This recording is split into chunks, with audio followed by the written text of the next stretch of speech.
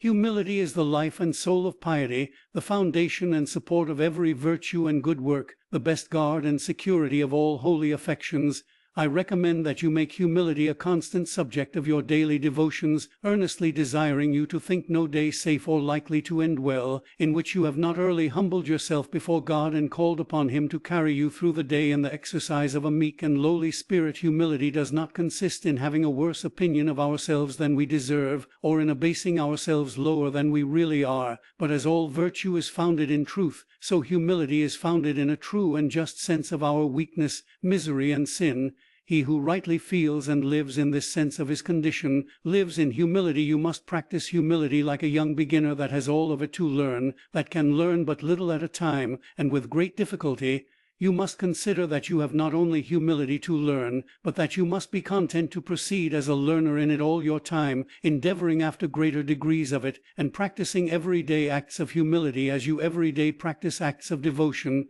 In order to begin and set out well in the practice of humility, you must take it for granted that you are proud, that you have all your life been more or less infected with pride. You should believe also that it is your greatest weakness, that your heart is most subject to it, that it is so constantly stealing upon you that you have reason to watch and suspect its approaches in all your actions. There is no one vice that is more deeply rooted in our nature, or that receives such constant nourishment from almost everything that we think or do, than pride. There is hardly anything in the world that we want or use, or any action or duty of life, but pride finds some means or other to take hold of it. At what time soever we begin to offer ourselves to God, we can hardly be surer of anything than that we have a great deal of pride to repent of. If you find it disagreeable to your mind to entertain this opinion of yourself, and cannot put yourself amongst those who from heaven had told you that you have not only much, but all your humility to seek, you can have no greater sign of a confirmed pride than when you think that you are humble enough.